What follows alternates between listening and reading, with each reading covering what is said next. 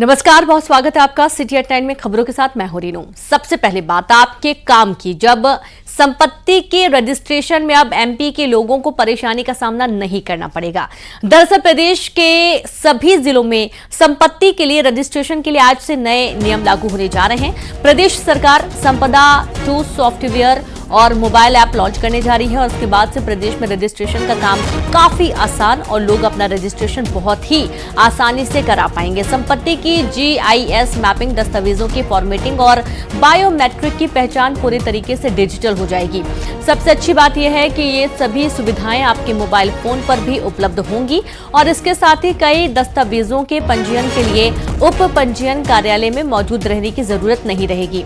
खरीदार और संपत्ति को बेचने वालों की पहचान अब ई-केवाईसी से ही हो जाएगी। बता दें कि इस सुविधा को प्रदेश भर में लागू करने से पहले गुना, हरदा, डिंडौरी और रतलाम जिले में पायलट प्रोजेक्ट के तौर पर पहले शुरू किया गया था।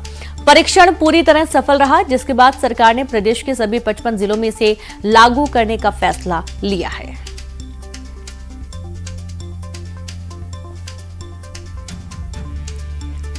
तो संपत्ति के रजिस्ट्रेशन में अब एमपी के लोगों को परेशानी का सामना नहीं करना पड़ेगा। प्रदेश के सभी जिलों में संपत्ति के रजिस्ट्रेशन के लिए आज से नए नियम लागू होने जा रहे हैं और प्रदेश सरकार संपदा 2 सॉफ्टवेयर और मोबाइल ऐप लॉन्च करने जा रही है, जिसके बाद से प्रदेश में रजिस्ट्रेशन का काम काफी आसान हो जाएगा। लोग अपना रजिस्ट्रेशन बहुत ही आसानी से करा पाएंगे। सीधे रुक करेंगे संवाददाता वासु चौधरी जो कि वासु, और बहुत आसान हो जाएगा रजिस्ट्रेशन की प्रक्रिया के तहत जो लोगों को परेशानी होती थी, जो भागम भाग होती थी, अब बहुत आसान होने वाला है। कैसे? निश्चित तौर पर देखिए, रजिस्ट्रेशन की जो प्रक्रिया है वो अपने आप में काफ़ी जटिल कई बार हो जाती है, क्योंकि कई बार वेरिफिकेशन के लिए आपको राजस्व के जो कार्यालय होते हैं वहाँ जाना पड़ता है, तहसील कार्यालय में जाना पड़ता है और फिर उसके बाद उसका एक पूरा लंबा प्रोसेस होता है। लेकिन जिस तरीके से लगातार डिजिटल इंडिया की बात हुई, डिजिटल भारत की बात हुई और बड़े पैमाने पर डिजिटलाइजेशन तमाम सारे विभागों में किया गया है, तो अब यह महत्वपूर्ण कदम जो है वो रजिस्ट्रेशन के लिए भी रजिस्ट्री के लिए भी जो है मध्य प्रदेश की सरकार उठाने जा रही है। और इसके लिए एक ऑनलाइन पोर्टल और एक जो मोबाइल ऐप है वो सरकार के द्वारा बना लिया गया है। पूरे इसकी जो तैयारी है वो हो चुकी है और इसको आज सीएम डॉक्टर मोहन यादव खुद दोपहर 1 बजे कार्यक्रम में कुशाभाऊ ठाकरे कन्वेंशन सेंटर में शामिल होकर लॉन्च करेंगे। और इसके बाद जो भी लोग हैं जिनको रजिस्ट्रेशन कराना है, रजिस्ट्री करानी है, प्लॉट्स और प्रॉपर्टी से संबंधित कामकाज करने हैं, वो मोबाइल के चंद क्लिकों पर बहुत आसानी से हो जाएंगे। किसी भी सरकारी दफ्तर के कार्यालय के चक्कर नहीं लगाने पड़ेंगे। जो तमाम सारे डॉक्यूमेंट्स इसमें लगते हैं उनका भी ऑनलाइन वेरिफिकेशन बहुत ही आसानी से सरल तरीके से हो जाएगा। ओटीपी बेस्ड सिस्टम भी इसमें बनाया गया है ताकि कहीं से किसी भी तरीके की कोई फ्रॉड की गुंजाइश ना रहे। और इसको लेकर पूरी जो गाइडलाइंस है वो भी सरकार की ओर से जारी की जाएंगी। कई जो ऐसे वीडियोस भी जारी किए जाएंगे जिससे लोग आसानी से इस पूरी प्रक्रिया को समझ सकें और इसका फायदा उठा सकें। जी बिल्कुल वास्तु, बहुत शुक्रिया आपका जानकारी के लिए। और इसलिए ये बहुत आसान होने जा रहा है। अब लोगों को दफ्तरों के चक्कर नहीं काटने पड़ेंगे, परेशान नहीं होना पड़ेगा। मोबाइल से ही अपने जो रजिस्ट्रेशन की प्रक्रिया है वो पूरी की जा सकेगी। आगे बढ़ेंगे। मुरैना में खाद वितरण केंद्र पर किसानों ने भारी हंगामा किया। टोकन को लेकर किसानों ने जमकर हंगामा किया। दरअसल हंगामे के बाद टोकन बांटने की कार्रवाई को बंद कर दिया गया था। बता दें कि मुरैना में खाद की किल्लत को लेकर किसान लंबे समय से परेशान है। जहां किसान सुबह 4 बजे ही खाद वितरण केंद्र पर डीएपी और यूरिया के लिए लंबी लाइन लगाई जाती है, लेकिन किसानों को टोकन न मिलने पर उन्होंने जबरदस्त हंगामा कर दिया। इसमें महिलाएं भी शामिल थी, जिनका ये कहना है कि यहां पर सुबह से ही आ जाते हैं टोकन के इंतजार में कि उन्हें डीएपी और खाद लेना है, लेकिन उन्हें खाद नहीं मिल पाती है क्योंकि उन्हें टोकन नहीं मिल पाता है। टोकन सिस्टम की वजह से घंटों लाइन में लगना पड़ता है और उसके बाद जब खाद वितरण केंद्र पहुंचते हैं तो वहां पर भी उन्हें घंटों लाइन में लगना पड़ता है और अपनी बारी का इंतजार करना पड़ता है।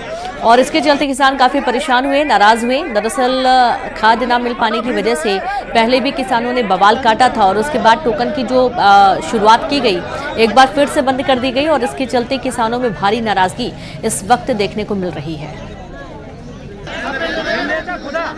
सीधे रुक करेंगे, संवाददाता अमित शर्मा जुड़ गया। अमित, ये क्या दिक्कत है, क्यों नहीं मिल पा रहा है टोकन किसानों को? अब बिल्कुल रेनू, देखिए पहले आपको तस्वीर दिखा देते हैं कि मैं कहां पर मौजूद हूं। आप तस्वीरों के माध्यम से ही अंदाजा लगा सकती है कि किस तरीके से जो किसानों ने लंबी लाइन लगा रखी है और वह सिर्फ इंतजार कर रहे हैं तो टोकन लेने का। टोकन के बाद उन्हें खाद मिलता है, लेकिन खाद के लिए दूसरी जगह जाना पड़ता है। लेकिन जिस तरीके से जो किसान है सुबह 4 बजे से लाइन में लगे हुए हैं, वो आप तस्वीरों में देख सकती हैं कि वो अपनी बारी आने का इंतजार कर रहे हैं और सभी किसान कह रहे हैं कि मेरा नंबर कब आएगा। हालांकि सुबह 4 बजे से आज ही नहीं बल्कि पिछले 4 से 5 दिनों से तो न्यूज 18 लगातार तस्वीर दिखा रहा है कि किसान किस तरीके से खाद के लिए परेशान हो रहे हैं, क्योंकि रबी की फसल की बोवनी होनी है और इसीलिए उन्हें खाद की आवश्यकता है। हमारे साथ कुछ किसान भी मौजूद हैं, उनसे भी बात कर लेते हैं कि कब से परेशान हो रहे हैं और क्या परेशानी आ रही है। क्या नाम भैया? सर परमाल सिंह गुर्जर नाम है। क्या परेशानी आ रही है? क्यों खाद? पर्ची मिलेगी हमें 10 तारीख आज की, खाद मिल नहीं रहा है। क्या कह दिया जाता है? क्योंकि डीएपी है ही नहीं। तो देखिए डीएपी है नहीं, और भी किसान मौजूद है। क्या नाम है भैया? मेरा बंटी भाई नाम है। कब से परेशान हो रहे हो? काफी दिन हो गए हमको, 8-10 दिन से चक्कर लगाते लगाते परेशान है। क्या कह दिया जाता है खाद के लिए? कि खाद ब्लॉक कर दिया गया है, 25 बार देते हैं लेकिन मिलता है नहीं, लोग परेशान रहे हैं। सुबह 4 बजे घर से आते हैं। ब्लॉक किसने किया है, कुछ पता है? ये बनियों ने किया है, गंज वालों ने। ये वहाँ गाड़ी जा रही बराबर रखी, भेज देते हैं यहाँ। सिर्फ यूरिया बचाए, डीएपी बचाए। बजे लाइन लगा हम 4 बजे आ जाते हैं। देखिए और भी किसान मौजूद हैं, कुछ बुजुर्ग लोग मौजूद हैं, उनसे भी बात करने की कोशिश करेंगे, लेकिन जानेंगे कि किस तरीके से वो परेशान। क्या नाम है दादा आपका? चल मैं बताऊं, चले हमारे गांव में बेचारा हुआ 2000 को दे रहे हैं डीएपी है जी। जेते ना को तो कहाँ थे गए हुआ है? कौन दे रहा है 2000 का? धरवाद लगे खरीद तो करते। देखिए किसानों का कहना है कि खाद ब्लैक में रखा जा रहा है। क्या नाम है दादा? बाबू सिंह। कहाँ से आए हो? जतावत से। क्या दिन से आ रहे हो? और ये 15 दिन आएंगे, पेता तक लिखे है। कौन से खाद की डिमांड है आपको? डीएपी। तो डीएपी मिल पा रहा है कि नहीं? ना मिल रहा। तो देखिए इनका कहना है कि डीएपी खाद की उन्हें डिमांड है, लेकिन डीएपी खाद नहीं मिल पा रहा है। कोई किसान 8 दिन से परेशान है तो कोई 5 दिन से परेशान है, लेकिन उन्हें खाद समय पर नहीं मिल पा रहा है। यही वजह है कि जिला मुख्यालय पर नहीं बल्कि तहसील मुख्यालयों पर भी देखा जा रहा है कि बीते रोज भी किसानों ने हंगामा किया था और कैलारस कस्बे में जाम लगाया था। लेकिन अब देखा जा रहा है कि सुबह यहाँ पर भी टोकन बांटने की कार्रवाई को लेकर के किसानों ने हंगामा किया। उसके बाद अब टोकन बांटने की जो प्रक्रिया है वो स्थगित कर दी गई है, लेकिन अब किसानों को फिर भी इंतजार है कि कब शुरू की जाए, उसके बाद उन्हें टोकन मिले और उसके बाद उन्हें खाद मिल सके। जी अमित, क्या इनकी परेशानी को सुनने के लिए कोई मौके पर पहुंचा है या सिर्फ आश्वासन ही दिया जा रहा है? क्योंकि ये वाकई में बहुत गंभीर हो जाता है। किसान अपना सारा कामकाज छोड़कर यहाँ पर आते हैं, सुबह 4 बजे से लाइन में लगे हुए हैं और टोकन मिलना बंद हो चुका है। कोई जिम्मेदार अधिकारी पहुंचा मौके पर?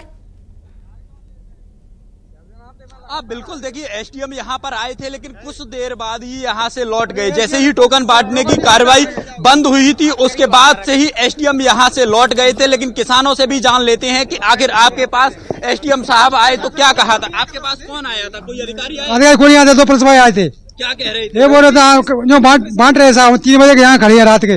वो कल आए थे, परसों आए थे। बहुत हम तबीयत खराब है साहब, ना तो टोकन देंगे हमको ना कुछ देंगे।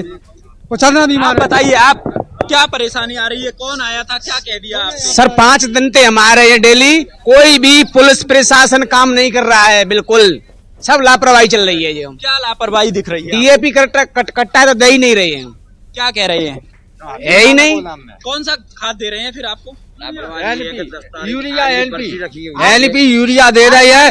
और पुलिस वाले भी टोकन क्या कहते हैं अपने जेब में रख लेते, पुलिस वाले होलिए देते हैं टोकन जो अपने आदमी खुद के मतलब। तो देखिए किसानों का ये बड़ा आरोप है कि पुलिस वाले से लेकर के जो हर कर्मचारी है यहाँ पर उन सभी की जेब में टोकन रखा जा रहा है और वो अपने लोगों को ही दिया जा रहा है। तो ये किसानों का एक बड़ा आरोप है। अब ऐसे में देखना होगा कि आखिर कब इन किसानों की मुसीबत है उनसे उनको हल मिल पाएगा। वाकई में, और ये बहुत हैरानी की बात है कि इतनी बड़ी संख्या किसानों की वहां पर मौजूद है और उसके बाद भी उनको इंतजार करवाया जा रहा है। बहुत शुक्रिया आपका जानकारी के लिए अमित, और आप लगातार नजर बना के रखिए, आगे भी आपसे जानकारी लेते रहेंगे।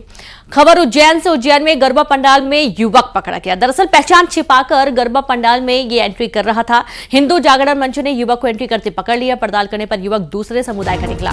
युवक के मोबाइल में मिले अश्लील फोटो वीडियो नीलगंगा थाना पुलिस को सौंप दिया गया है युवक, और अब मामले की जांच की जा रही है। आप ये देखिए कि गरबा पंडालों में दूसरे समाज के लोगों को जाने के लिए सख्त प्रतिबंधित किया गया है और जांच किए जाने की बात कही जा रही थी कि सभी लोग अपना जो आईडी कार्ड है वो दिखाएंगे तभी अंदर एंट्री पाएंगे। लेकिन फिर भी इतनी रोक के बावजूद यहां पर अपनी पहचान छुपाकर एक युवक जो कि दूसरे समुदाय का है वो इस गरबा पंडाल में जाने की कोशिश कर रहा था और जब इससे चेक किया गया तो इसके फोन पर कुछ अश्लील फोटोज भी पाए गए हैं इसके पास से और अब जांच की गई है और जांच के बाद अब पुलिस को सौंप दिया गया है। मंच की टीम ने गरबा पंडाल में से एक और विधर्मी को पकड़ा है। बड़ी ही सजगता और सक्रियता से हम लोगों ने यह कार्य किया है। इस विधर्मी का नाम जहीन है और इसका मोबाइल चेक करने पर बहुत सारे अश्लील वीडियो और फोटोज भी मिले हैं और बहुत सारी आपत्तिजनक चीजें भी देखने को मिली है। विधर्मी को गरबा पंडाल से पकड़कर नीलगंगा पुलिस के सुपुर्द कर दिया गया है। आगे की कार्रवाई पुलिस कर रही है।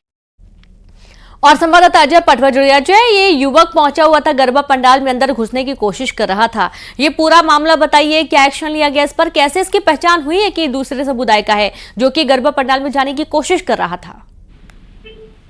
जी देखिए, उज्जैन में जो है पूरे देश भर में नवरात्रि की जो है आराधना की जा रही माता की और ऐसे में गरबा पंडालों में भी जो है बड़ी शक्ति बरती जा रही है जिसमें गैर हिंदुओं के प्रवेश पर प्रतिबंध लगाया गया है। तो इसके बावजूद भी कई युवक जो हैं अपना नाम बदलकर जो है गरबा पंडालों में एंट्री करना चाहते हैं ताकि वहाँ जो लड़कियां होती हैं उनको किस तरीके से जो अपने जाल में फंसाया जाए और उनके उसी को लेकर ये जिस तरीके से अपनी मुहिम चला रहे हैं। तो कहीं ना कहीं इस तरीके से उज्जैन हिंदू जागरण मंच के द्वारा एक लगातार सभी गरबा पंडालों में सतर्कता बरती जा रही है और उनकी जैसे ही उन्हें शक होता है किसी पर तो उसका आधार कार्ड और सब चेक किया जाता है, इसके बाद ही उन्हें एंट्री दी जाती है। लेकिन उज्जैन के मित्तल एवेन्यू में जो गरबा पंडाल था उसमें जाहिन को जो है पकड़ा है। ये फर्जी तरीके से एंट्री करना चाह रहा था, लेकिन जिसके बाद इसकी तलाशी ली गई तो इसका आधार कार्ड मिला जिसमें इसका नाम जाहिन निकला और इसके बाद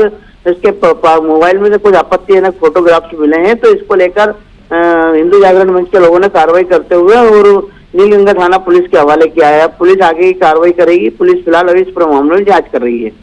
बिल्कुल, बहुत शुक्रिया आपका जो है जानकारी के लिए। और पुलिस अब पूरे मामले की जांच में जुड़ गई है। हालांकि ये गैर हिंदू है और रोक है पूरे देश में ही कि जहां भी गरबा पंडाल हैं वहां पर हिंदुओं के अलावा कोई भी नहीं जा सकता है। लेकिन उसके बावजूद यहां पर एक युवक जो कि अंदर जाने की कोशिश कर रहा था, संदिग्ध होने पर पूछताछ की गई और ये दूसरे समुदाय का निकला।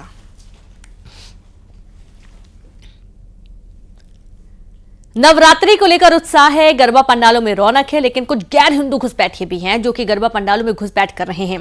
ऐसे लोग रोज पकड़े जा रहे हैं जो अंदर जाते हैं पंकज, दिनेश और विराट के नाम से, लेकिन जब पकड़ में आते हैं तो असल नाम चलता है फिरोज, वसीम और रिजवान। इतना ही नहीं, जब उनकी तलाशी ली जाती है तो उनके पास से मिलता है आपत्तिजनक सामान। अब ऐसे में लोग पूछ रहे हैं कि गरबा के पंडालों में गैर हिंदुओं का क्या काम, गरबा में पहचान छिपा कर क्यों पहुंच रहे भाईजान, क्या है मकसद, देखिए इस रिपोर्ट में।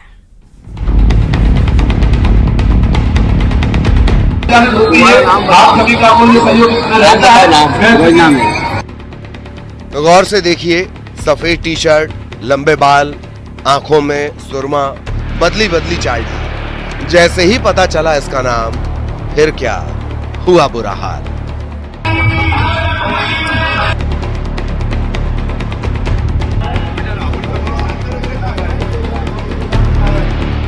ये तस्वीरें महाकाल नगरी उज्जैन की हैं, जहां मक्सी रोड ओवरब्रिज के नीचे डालडा मैदान में नवरात्र पर गरबा का आयोजन किया गया था।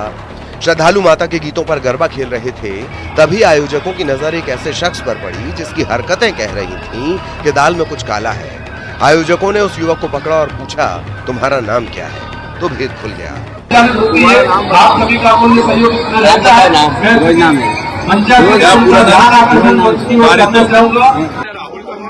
जनाब ने पहले तो नाम राहुल बताया था। जब आधार कार्ड दिखाने को कहा गया तो राज खुल गया।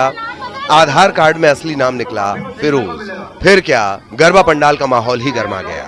आराधना में हमको एक व्यक्ति पे शंका हुई, हमने उससे जाकर पूछा कि नाम क्या है भाई आपका, तो उन्होंने बताया कि मेरा नाम राहुल है और मैं प्रतिदिन यहाँ पर आता हूँ और हर जगह जाता हूँ। लेकिन हम लोगों को शंका हुई कि फिर नाम सही से बताओ, और दबाव बनाने पर उसकी आईडी पूछी गई तो उसकी आईडी वो ठीक से बता नहीं पाया। पुलिस को सुपुर्द किया गया। पुलिस को सुपुर्द करने पर पता चला कि नाम इसका फिरोज है और पुलिस ने जब दबाव बनाया तो उसकी जेब से कुछ आपत्तिजनक सामग्री मिली। इसमें गरबा के दौरान कुछ लोकल स्थानीय सूत्रों द्वारा बताया गया था कि एक युवक जो है अपना नाम राहुल बता रहा है, लेकिन जब उसके दस्तावेज चेक किए गए तो उसका फिरोज नाम पाया गया था। इसमें पवासा पुलिस ने तत्काल संज्ञान लेकर युवक को मौके से लाए, थाने पर पूछताछ की। फिलहाल इसमें प्रथम दृष्टया हम लोगों ने प्रतिबंधात्मक कार्रवाई करी है और इसमें आगे और भी इसमें एंगल खंगाल रहे हैं क्यों उस व्यक्ति ने अपना नाम परिवर्तित करके बताया गया था। इसमें आगे जांच जारी है। ऐसे मामले सिर्फ उज्जैन से ही नहीं बल्कि इंदौर से भी सामने आए। एक युवक अपना नाम बदलकर गरबा पंडाल में पहुंच गया, लेकिन हिंदू जागरण मंच कार्यकर्ताओं ने युवक को पकड़ लिया और फिर कर दी जमकर धुनाई।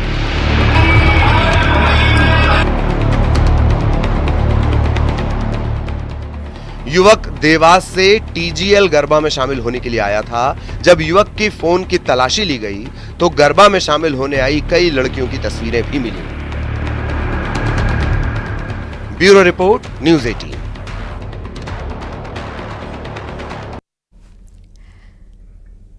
और चलिए कुछ और अहम खबरों का जिक्र करेंगे। बात करेंगे रायपुर में अवैध तरीके से करोड़ों की चांदी लाने पर लाखों का जुर्माना लगाया गया। जीएसटी विभाग ने 22 लाख का जुर्माना लगाया।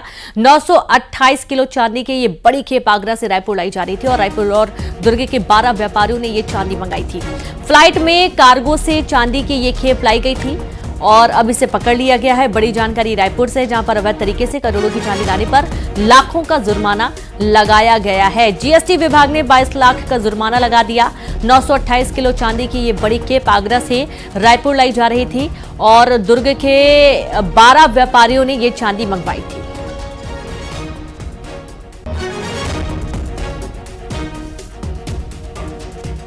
देर रात की तस्वीरें देखिए जब कार्रवाई के दौरान ये चांदी पकड़ी गई है और अब आगे की पड़ताल में पुलिस जुट गई है।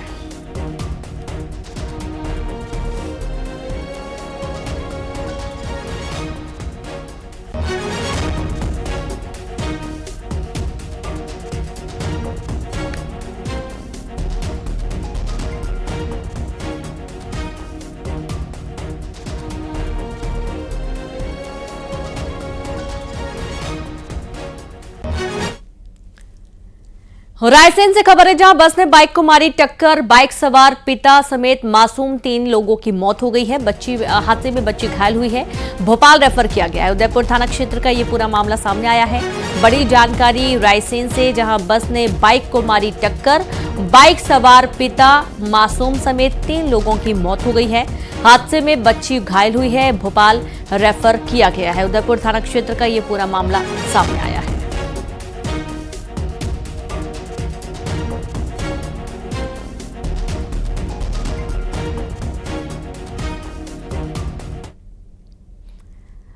और चलिए अब देखेंगे 20 बड़ी खबरें तेज अंदाज में। मुरैना में खाद वितरण केंद्र पर